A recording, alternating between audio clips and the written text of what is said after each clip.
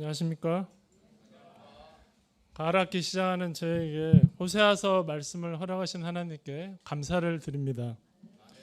호세아서에 나타난 하나님의 놀라운 사랑이 저희 심령에 충만히 임할 수 있기를 간절히 기도합니다. 오늘 말씀의 제목은 음란한 이스라엘도 사랑하시는 하나님입니다. 요절은 3장 1절입니다. 같이 읽어보시겠습니다. 시작. 여호와께서 내게 이르시되 이스라엘 자손이 다른 신을 섬기고 건포도 과자를 즐길지라도 여호와가 그들을 사랑하느니 너는 또 가서 타인의 사랑을 받은 받은 흉화된 그 그를 여자를 사랑하라 하시기로. 저자 호세아는 이사야와 동시대 인물로서 BC 793년부터 753년경 북이스라엘을 통치한 여로보암 2세 때 소명을 받아서 사역을 시작했습니다. 그는 선지자로서 특이하게 북이스라엘 출신으로 하나님의 은혜와 도우심을 망각한 채 음란하게 우상을 섬기는 이스라엘 지도자들과 백성들을 깨우치고자 본서를 기록하였습니다. 핵심어는 결혼과 용서로서 호세아가 가늠한 아내를 용서하고 다시 찾아오기에 나선 것처럼 하나님께서도 타락한 이스라엘을 용서하기 위해 그들을 찾고 계십니다. 본서에는 자기 백성의 죄악에도 불구하고 그들을 여전히 사랑하시는 하나님의 넓고 깊은 사랑이 잘 나타나 있습니다. 우리도 죄인들을 향한 하나님의 이 놀라운 사랑을 배우고 죄악으로 치닫고 있는 이 시대 양들을 변함없이 사랑하고 섬기는 호세아와 같은 종들로 쓰임받을 수 있기를 간절히 기도합니다. 제1장 음란한 아내를 취하라. 1장 1절에서 2장 1절까지입니다. 1장 1절을 다 같이 읽어보시겠습니다. 시작. 그와 히스기야가 이어 유다 왕이 된 시대 곧 요아스의 아들 여로보암이 이스라엘 왕이 된 시대에 부엘의 아들 호세아에게 임한 여호와의 말씀이라. 요아스의 아들 여로보암은 북이스라엘의 창시자인 여로보암 1세와 구별하기 위해 여로보암 2세로 불려졌는데 그는 북이스라엘 왕들 중에서 가장 긴 41년 동안 통치하였습니다. 그는 다윗왕 못지않은 통치력으로 남유다를 제외한 다윗과 솔로몬 시대의 모든 영토를 회복하는 업적을 이루었습니다. 경제적으로도 풍요로워서 번영의 시대를 구가하고 있었습니다. 이렇게 하나님의 은혜로 정치적, 경제적 안정과 풍요를 누렸지만 그들은 은혜를 망각하고 베델과 단에 세운 금송아지와 바알을 섬기는 우상 숭배의 죄에서 떠나지 않았습니다. 한마디로 영적, 도덕적 타락이 심해지기 시작한 때였습니다. 영성이 사라지고 도덕적 해이와 타락으로 사회가 급속히 변질되어 갈 때 필요한 것은 하나님의 말씀입니다. 그래서 하나님은 호세아를 통해 그들의 죄를 지적하고 돌이키도록 그를 부르셨습니다. 그러면 호세아에게 임한 첫 메시지가 무엇입니까? 1장 2절도 같이 읽어보시겠습니다. 시작. 여호와께서 처음 호세아에게 말씀하실 때 여호와께서 호세아에게 이르시되 너는 가서 음란한 여자를 맞이하여 음란한 자식들을 낳아라. 이 나라가 여호와를 떠나 크게 음란함이니라 하시느니. 그에게만 첫 번째 메시지는 심판이나 경고의 말씀이 아니라 음란한 아내를 맞이하여 음란한 자식들을 낳으라는 것이었습니다. 여기서 음란하다는 것은 단순히 마음이 음란한 것을 의미하지 않고 음란한 행위를 직업으로 삼는 매춘부, 창기를 가리킵니다. 그 누구보다도 성결해야 할 선지자로 하여금 음란한 여자와 결혼하도록 하신 이유가 무엇입니까? 음란한 여자는 율법으로 해도 돌로 쳐야 하고 또 호세아의 선지자 사역에도 장애가 될 것이 뻔하였습니다. 그런데도 이런 명령을 내리신 것은 하나님의 이스라엘을 향한 사랑 때문이었습니다. 호세아가 음란한 여인을 취하는 것이 용납되기 어렵듯이 하나님께서 우상 숭배한 북이스라엘을 사랑하는 일 또한 용납되기 어려운 일입니다. 공의의 하나님이 죄를 용서할 수도 없고 거룩하신 하나님께서 음란한 북이스라엘을 사랑할 수 없는 것입니다. 그럼에도 불구하고 하나님은 북이스라엘을 버리실 수 없으셨습니다. 그래서 그들의 죄는 징계하시되 그들 자체는 여전히 사랑하사 그 사랑을 보여주기 위해 호세아로 하여금 음란한 여자와 결혼하도록 명령하신 것입니다. 1장 3절 상반절입니다. 이에 그가 가서 디블라임의 딸 고멜을 맞이하였더니 놀랍게도 호세아는 하나님의 뜻에 순종해서 고멜을 아내로 맞이했습니다. 선지자에게도 결혼의 꿈이란 게 있는데 결혼의 꿈이 다 있으시죠? 음란한 여인과 결혼하여 음란한 자식들을 낳으려니 기껏 선지자로 부르시고 이런 어처구니 없는 명령을 내리십니까? 항변할 수 있었습니다. 그러나 호세아는 하나님 명령 그대로 순종하였습니다. 호세아는 정말 타락한 이스라엘을 하나님이 얼마나 사랑하시는가 자신의 삶으로 보여주기 위해 절대적으로 순종한 순종의 사람이었습니다. 하나님이 우리에게 원하시는 것은 이처럼 좋은 제사가 아니라 순종입니다.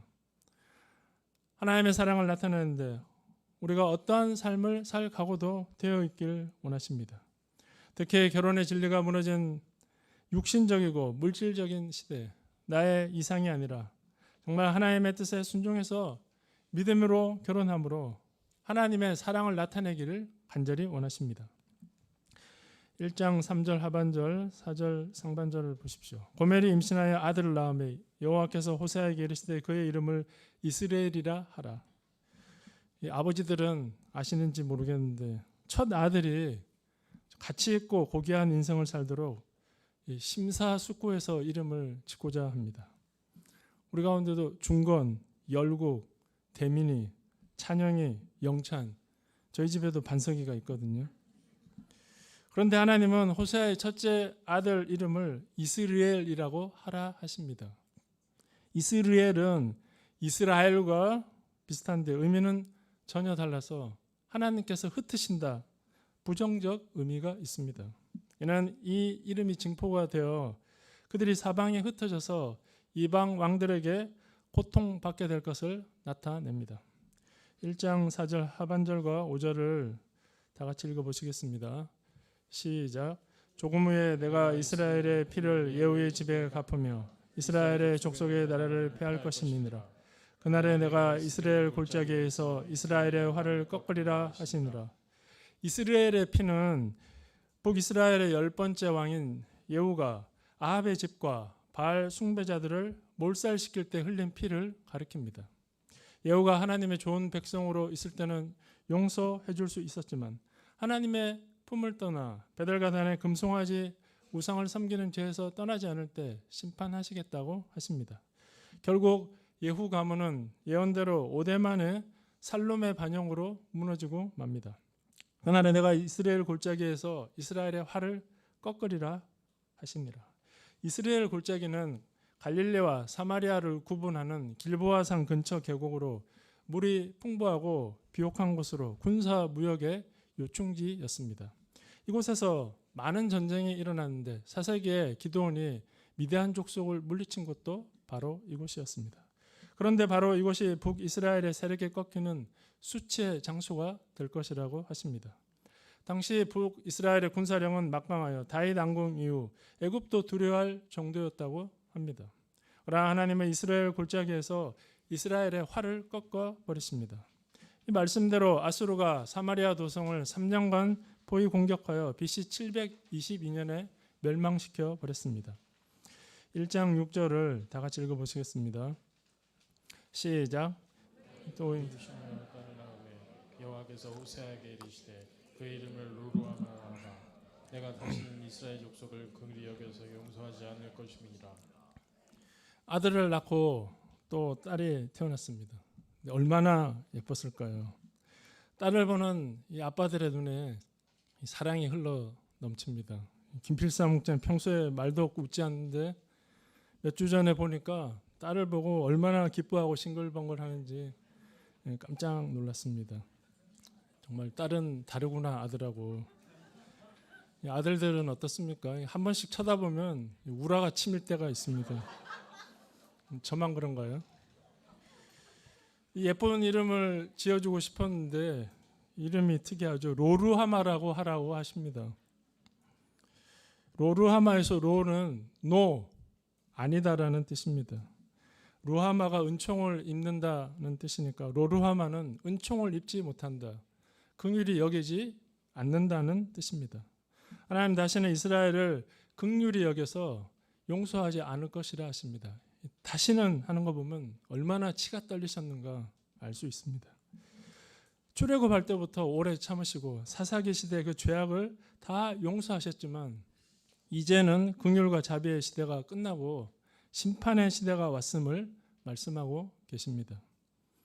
오래 참으심에도 불구하고 돌이키지 않으면 하나님의 준엄한 심판을 피할 수 없게 됩니다.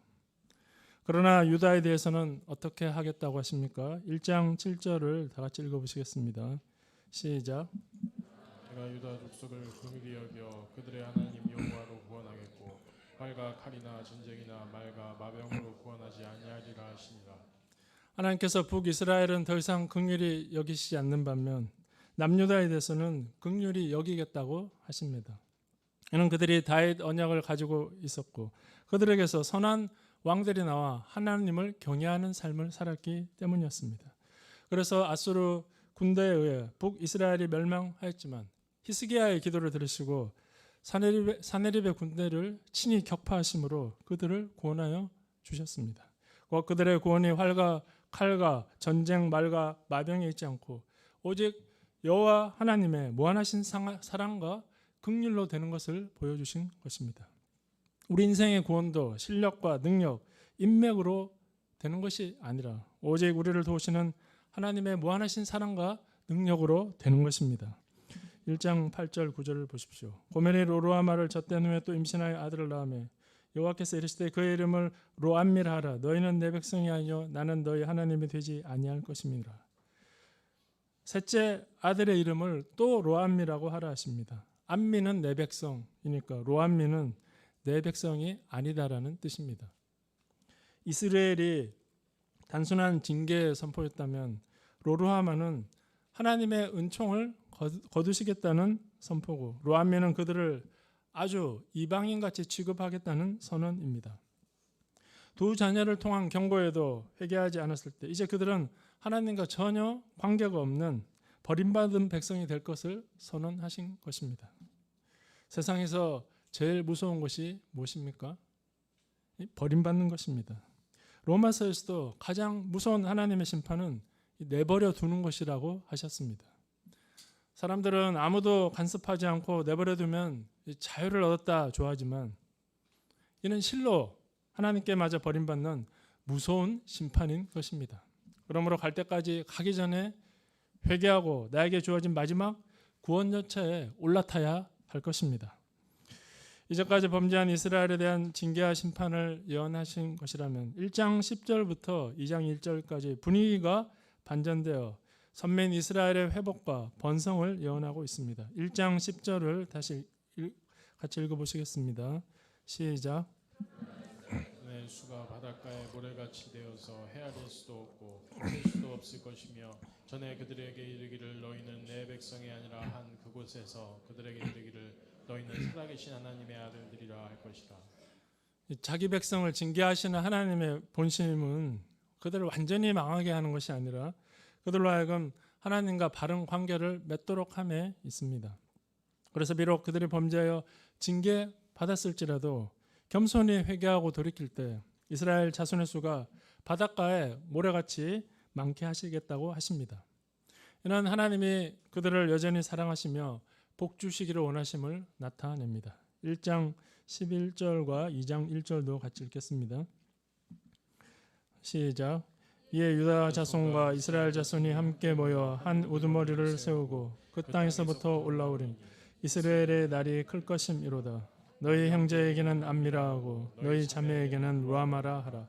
BC 722년과 BC 586년 각각 포로로 끌려간 이스라엘과 유다 자손이 스룹바벨의 영도하에 고국으로 귀환하여 나라를 재건할 것을 예언한 것입니다. 그날에 하나님의 저주를 받아 이스라엘이 된 그들이 하나님의 긍휼을 힘입어 이스라엘로 회복되는 영광스러운 날이 임하게 됩니다. 그때 형제는 암미, 내 백성이라 하고 자매는 루아마, 긍휼을 입었다 말하게 됩니다. 이는 1차적으로 바벨론 귀환으로 성취되었고 이제 예수님을 믿음으로 말미암아 구원받은 성도들이 예수님의 재림으로 온전한 한 나라를 건설하는 것으로 완전히 성취될 것입니다. 하나님 따라 우리의 죄에 대해 징계하시고 심판하시지만 여전히 우리를 사랑하시고 회복하사 번성케 하기를 원하십니다. 우리가 때로 이 하나님의 사랑을 믿지 못해 의심하고 불평하던 죄를 회개하고 긍휼을 베푸시는 하나님을 절대적으로 신뢰함으로 하나님 앞에 믿음으로 사는 그의 백성들이 될 수 있기를 간절히 기도합니다. 제2장 내가 내게 장가들리라 2장 2절부터 3장 5절입니다. 2장 2절에서 13절까지는 남편이 부정한 아내를 고발하고 또 판결하는 형식을 빌어서 하나님께서 영적으로 음란한 이스라엘을 책망하고 심판을 선포하는 부분입니다. 2장 2절을 다 같이 읽겠습니다. 시작. 너의 어미와 논쟁하고 논쟁하라. 그는 내 아내가 아니요 나는 그의 남편이 아니라 저로 그 얼굴에서 음란을 제하고 그 유방사에서 음행을 제게하게 하라. 성경에서 하나님과 그 백성의 관계를 남편과 아내의 관계로 설명합니다. 그런 면에서 영적 음란 우상 숭배에 빠진 북이스라엘은 더 이상 하나님의 아내가 아니며 하나님은 그들의 남편이 아니라고 선언하십니다. 하나님은 그 얼굴에서 음란을 제거하고 유방 사이에서 음행을 제거하라고 하십니다. 이는 드러나게 짓는 죄와 또 은밀하게 숨어서 짓는 모든 음란 곧 우상 숭배의 죄에서 떠나라는 경고입니다. 만약 그렇게 하지 않으면 하나님은 그를 벌거벗겨서 그 나던 날과 같게 하십니다. 또 그로 광야와 마른 땅같이 되게 하여 목말라 죽게 할 것이라 하십니다. 하나님은 우리의 모든 죄를 알고 계십니다. 그들의 조상들은 이 출애굽을 통해 광야 생활이 어떤 것인지 몸소 체험했습니다. 광야는 하나님의 돌보심이 없다면 하루도 살아갈 수 없는 황량함과 죽음만이 기다리는 곳입니다. 하나님을 배반하고 우상을 숭배하며 회개의 경고를 받아들이지 않으면 그들의 삶을 광야와 같이 만들어버리겠다는 무서운 선언이십니다. 2장 5절을 다 같이 읽어보시겠습니다. 시작. 그들의 어머니는 음행하였고 그들을 음신했던 자는 부끄러운 일을 행하였느니 이는 그가 이르기를 나는 나를 사랑하는 자를 따르리니 그들이 내 떡과 내 물과 내 양털과 내 삶과 내 기름과 내 술을 내게 준다 하였느니라. 그들은 나를 사랑하는 자들을 따르겠다고 합니다. 사랑하는 자는 전의 성경에 연애하는 자로 나오는데 저들이 섬기는 우상 가나안의 농경신 바알을 가리킵니다. 떡과 물과 양털과 삶과 기름은 삶에 필요한 것들로 이 모든 것은 근본 하나님이 주신 것인데 연애하는 자 바알이 준다고 생각하고 바알을 따르겠다는 것입니다. 이것은 마치 남편이 뼈 빠지게 고생해서 먹고 살게 해줬더니 아내가 바람이 나서 이 내연남이 주는 것에 마음을 빼앗겨 내연남을 따라 나서겠다고 하는 것과 같습니다. 이 얼마나 기가 차고 분노가 솟구치는 일입니까? 그러므로 하나님은 가시로 그 길을 막으시고 담을 쌓아 그 길을 찾지 못하게 하십니다. 혹 저가 연애하는 자를 따라갈지라도 미치지 못하게 하시며 찾을지라도 만나지 못하게 하십니다. 이는 그들이 바알을 열심히 섬기고 의지한다고 해도 바알이 그들의 요구를 채워주지도 못하고 또한 구원하지도 못한다는 뜻입니다. 그때가 되서야 그들은 내가 본 남편에게로 돌아가리니 그때 내 형편이 지금보다 나았음이라 하게 됩니다. 조광지처 버리고 잘 되는 사람 없죠. 조광지처를 버리면 안 됩니다. 옛사람이 말하기를 어려울 때 사귄 친구는 잊어서는 안 되고 조광지처를 버려서는 안 된다고 했습니다. 마찬가지로 이 본 남편 버리고 잘 되는 사람도 절대 없습니다. 본 남편 버리고 내연남을 만나서 연애하는 기분으로 살면 즐겁고 행복할 것 같지만 결혼은 현실이죠. 그것은 잠깐이고 본 남편과 같이 살던 그때가 지금보다 훨씬 나았음을 알게 됩니다.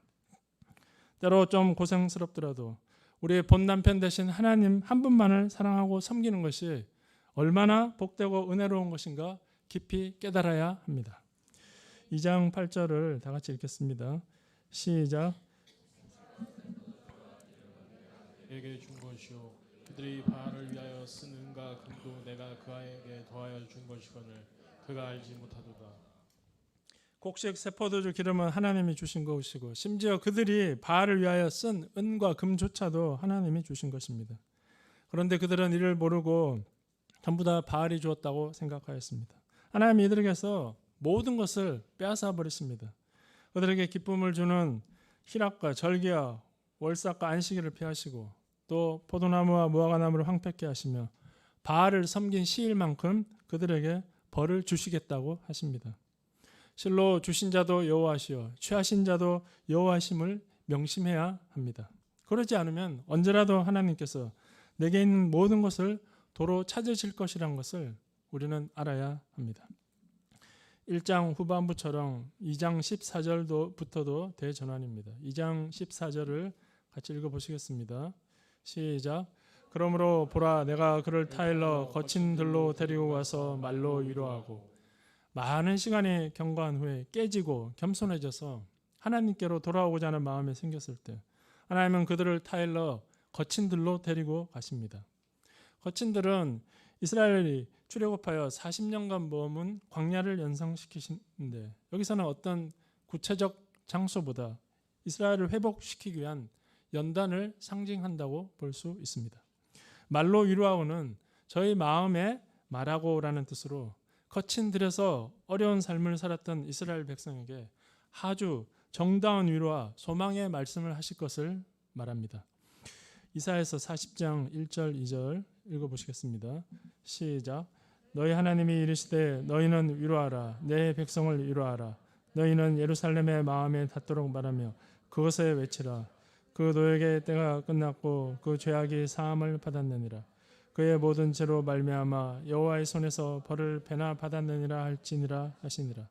하나님은 이 꼴 좋다 자업자득이다 쌤통이다 말하지 않으시고 마음에 와닿도록 위로해 주십니다. 말씀을 통한 위로만이 우리의 참된 위로가 됩니다. 2장 15절 보십시오. 거기서 비로소 그의 포도원을 그에게 주고 악을 골짜기로 소망의 문을 삼아주리니 그가 거기서 응대하기를 어렸을 때와 애굽 땅에서 올라오던 날과 같이 하리라. 그들이 연단받고 회개하면 다시 축복을 주십니다. 실로 하나님의 축복이 임하는 그곳은 비록 거친 들이라 할지라도 풍성한 열매를 맺는 포도원이 되는 것입니다. 그러므로 성도들은 하나님의 징계와 연단을 감사함으로 받아야 할 것입니다. 아골 골짜기는 이스라엘이 아간의 죄로 아이성 전투에서 패배하고 아간을 돌로 쳐 죽인 고난과 수치의 골짜기인데 죄를 회개하고 돌아오면 소망의 문이 되게 하겠다고 하십니다. 그가 거기서 응대하기를 어렸을 때와 애굽에서 올라오던 날과 같이 하리라. 응대한다는 말은 대답하다, 화답하다는 의미입니다. 곧 아골 골짜기에서 풍성한 축복을 체험한 이스라엘이 그 조상들이 홍해를 건넌 후 하나님의 능력과 도우심을 찬양하고 시내산에서 언약을 준행하겠다고 응답한 것처럼 대답할 것이라는 말씀입니다. 그날에 어떤 일이 일어나게 됩니까? 2장 16절을 다 같이 읽어보시겠습니다. 시작. 내가 나를 내 남편을 걸고 다시는 내 바알이라 일컫지 아니하리라. 하나님의 관계가 내 남편이라 일컫고 내 바알이라 일컫지 않게 된다고 하십니다. 바알은 my master, 주 혹은 주권자라는 의미가 있습니다. 종이 주인을 대하듯 불편하고 무서운 관계인데 이스라엘이 회복되는 날에는 더 이상 하나님을 주인 바알이라 부르지 않고 내 남편이라 부를 것이라 하십니다. 이는 사랑하는 남편과 아내로서의 관계가 회복됨을 의미합니다. 더 나아가 거짓 남편 바알의 이름을 그 입에서 제거하고 기억하여 부르지 않겠다고 하십니다. 2장 19절 20절을 다 같이 읽겠습니다. 시작. 정의와 은총과 긍휼이 여김으로 내게 장가들며 진실함으로 내게 장가들리니 내가 여호와를 아니라. 보통 여러 가지 이유로 이혼했는데 다시 결혼하는 경우를 재결합이라고 합니다. 그런데 하나님은 이런 말씀을 하지 않으시고 장가든다고 하십니다. 이는 히브리어로 아라시로 순결한 처녀와의 결혼을 뜻합니다. 남편 두고 바람난 아내와 같은 이스라엘을 하나님은 아예 새 신부로 맞이하겠다고 하십니다. 어떻게 이렇게 하실 수 있는 것입니까? 이는 하나님이 공의와 정의, 은총과 긍휼, 진실함의 하나님이시기 때문입니다. 그래서 택한 백성의 죄악을 완전히 사하시고 의롭게 하시며 변함없는 사랑과 긍휼로 그들을 맞이해 주십니다. 한마디로 신부된 그 백성을 향해 변함이 없으신 하나님의 신실함 때문에 가능합니다. 내가 여호와를 알리라. 이런 한량 없으신 하나님의 은혜를 체험할 때 하나님만이 나의 참 남편 신랑이구나 깊이 깨닫게 됩니다. 그날에 하나님은 이스라엘에 응답하사 하늘을 명하사 땅이 원하는 이슬과 비를 주시고 땅은 곡식과 포도가 원하는 양분을 주므로 그들을 풍성케 하십니다. 이를 통해 이스라엘은 하나님이 흩으시는 저주받은 땅에서 이제 하나님이 심으시는 축복의 땅으로 변화되게 됩니다. 그리고 내 백성 아니다 하는 자를 내 백성이라 하시고 그들은 주는 내 하나님이라 일컫게 됩니다. 하나님은 한량없는 사랑과 은혜로 우리를 용서하시고 정결한 신부로 맞이하여 주셨습니다. 주님의 한량없는 사랑과 은혜에 감사와 찬송을 돌려드립니다. 3장에는 그런 하나님의 한량없는 사랑과 이스라엘을 향한 소망이 잘 나타나 있습니다. 3장 1절 상반절을 같이 읽어보시겠습니다. 시작. 여호와께서 내게 이르시되 이스라엘 자손이 단을 신을 섬기고 건포도 과자를 즐길지라도 여호와가 그들을 사랑하나니. 거기까지입니다. 이 건포도 과자는 맛있는 음식을 대표하는 말로 바알에게 바쳤던 제사 음식을 가리킵니다. 이를 즐겼다는 것은 참 남편이신 하나님을 앞에 두고도 거짓 남편 우상을 숭배하는 이스라엘을 나타냅니다. 이러한 이스라엘은 돌로 쳐도 속이 시원치 않을 판에 하나님은 그런 패역 무도한 이스라엘을 여전히 사랑하신다고 하십니다. 어떻게 이럴 수 있는 것일까요? 사랑은 상대방에 따라 또 시간이 지남에 따라 변하기 마련입니다. 제가 학생 때는 그래서 사랑은 움직이는 거야 영상이 유행했었습니다. 뜨겁던 사랑도 시간이 지나면 식어버리고 또 상대방의 잘못에 분노하고 증오하며 파국에 이르고 맙니다. 눈에 넣어도 아프지 않다는 자식들도 가끔 징글징글해서 쳐다보기 싫은 때도 있습니다. 그러나 하나님은 택한 백성이 당신을 버리고 딴 남자를 따르더라도 변함없이 사랑하십니다. 어떻게 이럴 수 있을까요?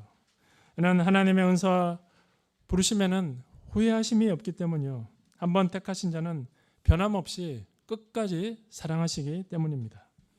이 사랑은 집 나간 탕자가 돌아오기를 기다리는 아버지의 사랑이요. 흉악한 죄를 짓고 망나니 짓을 해도 변함없이 사랑하는 어머니의 사랑과 같습니다. 우리도 이 사랑으로 살아났습니다. 독생자도 아끼지 않고 내어주신 하나님의 놀라운 사랑으로 우리가 살아났습니다. 이 놀라운 사랑을 덧입고 우리도 이 사랑을 해야 되는데 막상 이 배은망덕한 사람을 보면 배신감과 분노로 가득 차서 더 이상 사랑할 수 없을 때가 많이 있습니다. 세상 쾌락과 돈에 마음을 빼앗겨 그동안 헌신하여 섬겼는데 진리를 떠나고 진리를 버리고 떠나는 사람을 볼 때 어떻습니까? 더 이상 사랑할 수 없게 됩니다. 분노하면서도 또 한편 그런 사람을 사랑할 수 없는 자신으로 인해 절망합니다. 그러나 하나님은 과거 그런 나를 변함없이 오래 사랑하시고 참고 기다리셨습니다. 과거 나는 얼마나 뺀질거리며 목자님의 우라를 치밀게 하는 양이었습니까? 그런 분이 한 분 계셨죠. 교만하여 반발하고 혈기를 부리며 자신의 죄를 깨닫지 못하는 무지한 양이었습니다. 그러나 하나님은 이런 우리를 변함없이 사랑하사 오래 참으시고 소망 가운데 믿음의 사람이 되도록 인내하셨습니다. 우리의 하나님의 사랑을 기억하고 은혜에 힘입어 한 영혼을 변함없이 사랑하고 섬기는 종들로 그에게 쓰임받기를 간절히 기도합니다. 3장 1절 하반절을 보십시오. 너는 또 가서 타인의 사랑을 받아 음녀가 된 그 여자를 사랑하라 하시기로. 너는 또 가서 라는 말씀은 한 번 더 라는 말로 1장 2절에 가서라는 말과 연결되는 바 다시 한번 도망간 고멜을 데려오라는 의미입니다. 고멜은 이미 호세아와 결혼하여 아이까지 낳았음에도 불구하고 다른 남자와 간음을 행한 것입니다.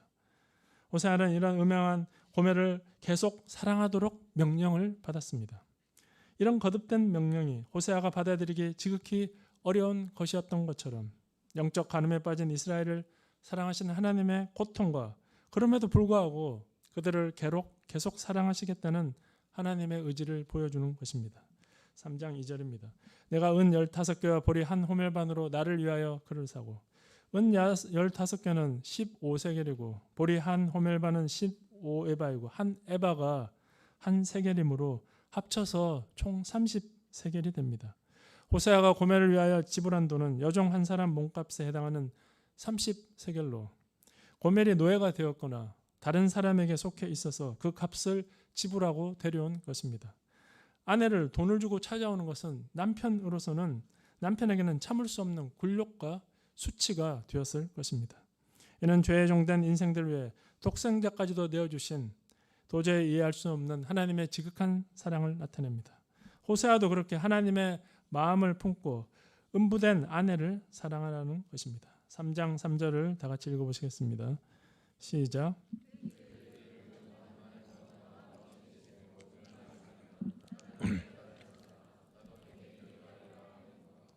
호세아가 고멜을 집으로 데려와서 상당한 기간 동안 근신하도록 권고하고 있습니다.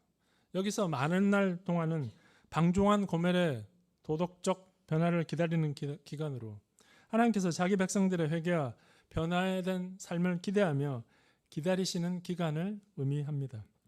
나와 함께 지내고라는 말은 고독하게 홀로 있으면서 나를 기다리라는 뜻으로 부부 관계를 끊고 자숙하자는 의미입니다. 이러한 호세아의 권고는 고멜에 대한 깊은 사랑과 애정을 담고 있습니다. 곧 음행의 길에서 완전히 돌이켜 정숙한 여인이 될 때까지 고멜을 지켜보며 그리움을 참고 기다리겠다는 뜻입니다. 고멜만 그렇게 하지 않고 호세아 자신도 그렇게 하며 정조를 지켜 다른 여자와 관계를 갖지 않겠다고 말하는 것입니다. 하나님께서는 호세아의 삶을 통해 북이스라엘이 회개하고 돌아올 때까지 그들을 향한 애절한 마음을 참고 기다리실 것과 또한 그들이 비록 범죄했다 하더라도 그들을 버리고 다른 민족을 택하지 않으실 것을 계시한 것입니다. 3장 4절을 보십시오. 이스라엘 자손들이 많은 날 동안 왕도 없고 지도자도 없고 제사도 없고 주상도 없고 에봇도 없고 드라빔도 없이 지내다가 여기서 많은 날 동안은 아수르에 멸망당하고 포로로 지내는 긴 날을 의미합니다. 이때 그들에게는 당연히 왕도 지도자도 없었습니다. 여기서 주상은 우상이 아니라 하나님의 임재를 상징하기 위해 세워진 돌기둥을 가리키고 에봇은 대제사장이 입던 옷이며 드라빔은 하나님의 뜻을 알고자 사용했던 도구를 가리킵니다. 결국 이 말씀은 이스라엘이 정치적, 종교적 암흑의 시대를 맞이할 것을 예언합니다. 그러나 이는 단순히 버림받은 시간이 아니라 하나님께서 그들이 돌아오기를 기다리는 긍정의 시간이었습니다. 3장 5절을 같이 읽겠습니다. 시작.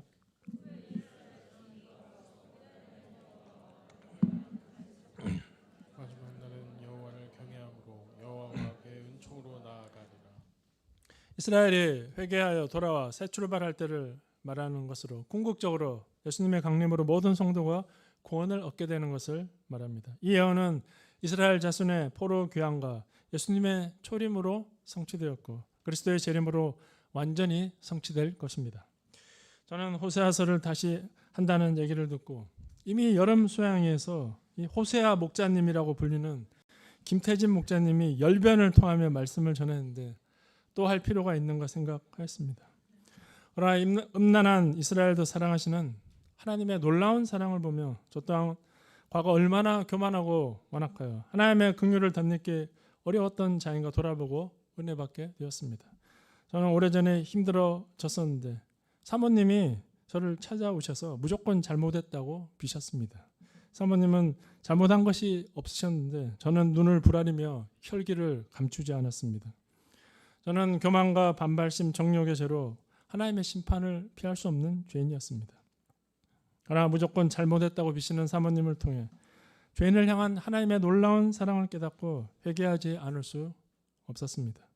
하나님의 긍휼을 덧입을 수 없는 자가 하나님의 긍휼을 덧입고 죄악에서 건지사 하나님 백성으로 삼아주신 하나님의 은혜를 생각할 때 감사와 찬송을 돌려드립니다. 제가 이 은혜와 사랑에 힘입어 양들을 변함없이 사랑해야 되는데 저는 마음이 왔다 갔다 하는 사람들을 보며 정리할 사람들은 빨리빨리 정리하고자 하였습니다. 저의 사랑은 오래 참는 변함없는 사랑이 아니라 이 정리해고하는 사랑이었습니다. 그렇게 정리하다 보니 항상 남는 사람이 없었습니다. 그러나 사람을 살리는 것은 음행한 이스라엘도 사랑하시는 하나님의 오래 참는 사랑임을 깨닫습니다. 제가 양들을 쉽게 정리하는 사랑 없음을 회개하고 하나님의 변함없으신 사랑에 힘입어 한 영혼을 끝까지 섬겨서 하나님 백성 되게 하는 역사에 쓰임받기를 간절히 기도합니다. 결론입니다. 하나님은 고멜과 같이 음란한 이스라엘도 변함없이 사랑하시는 사랑의 하나님이십니다.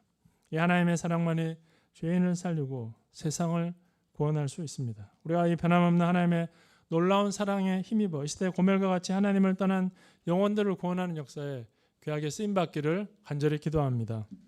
제가 기도하고 마치겠습니다. 거룩하시고 은혜로우신 하나님 아버지, 하나님을 버리고 더 우상을 따르는 음란한 이스라엘도 사랑하시는 하나님의 놀라운 사랑을 인하여서 감사와 찬송을 돌려드립니다. 저희도 이 사랑으로 살아가는데 저에게 베푸신 하나님의 이 사랑을 기억하고 저희도 이 시대 참 진리를 떠나 방황하는 영혼들을 끝까지 사랑함으로 구원하고 살리는 역사에 쓰임받는 종들이 되도록 함께하여 주시옵소서. 감사하고 저희는 예수님의 이름으로 기도하였습니다. 아멘.